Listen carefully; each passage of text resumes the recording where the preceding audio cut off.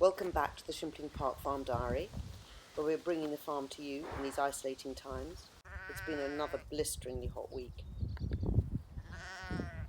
These are the triplets and the quads and the lambs that needed a little bit of extra help in the adoption pop-up Nightingale Hospital that we saw a few weeks ago.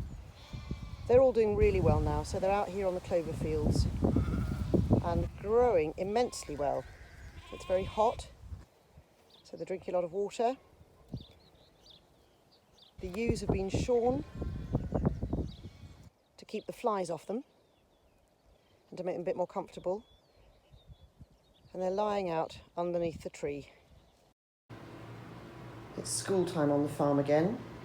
Rufus is taking his loader test.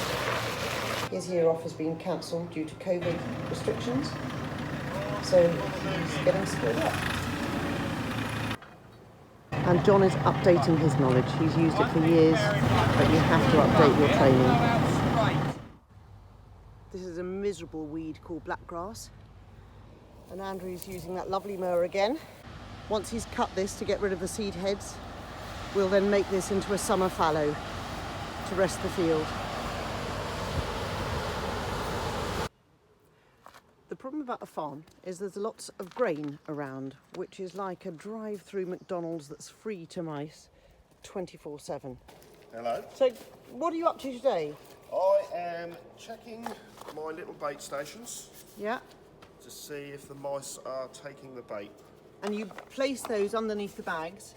Yeah, we place them underneath the bags because the mice like to run around the edge of things rather than running out into the open because they feel more protected. Right. And we've got some placed on the bags as well. There are the mouse droppings, the telltale sign and smell. So it's quite important on a farm to keep that under control. It has been a very bad year for mice, yes, and a very bad year for rats. Thankfully, there's no rats here, it's just mice. Okay, why do you think it is badly this year? I personally think it's because of all the rain that we had Yeah. at the wrong time of year. Yeah.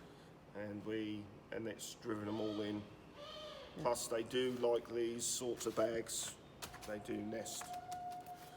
And they breed very quickly, mice do, unfortunately. All these bags of wheat were supposed to be planted in the autumn, but it was so wet we weren't able to do that, which means they've sat in the shed. And the problem with that is they are delicious for mice. So how often are you going around the farm? At the moment I'm coming back every week if I can. Every other week is a definite. We're getting towards the end of the store now. This has to all be emptied out and cleaned up before the next harvest.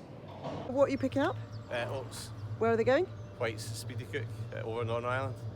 This is Sam's first time loading a lorry, and he's doing it very well. These are organic porridge oats, and they're going to White's in Northern Ireland to make some fab organic porridge. These little orphans that you've seen in the past few weeks are not so little anymore, are they? So we'll soon be making them a much bigger pen now as they get stronger and they begin to eat a bit more food, not only milk. Hello.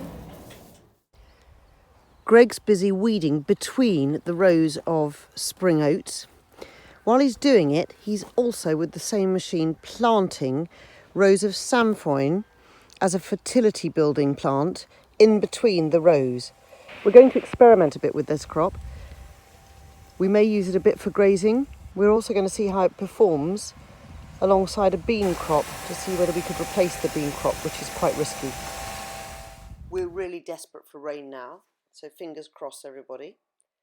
And next week I'm going to go and meet the beekeeper who keeps his bees on the farm. See you then.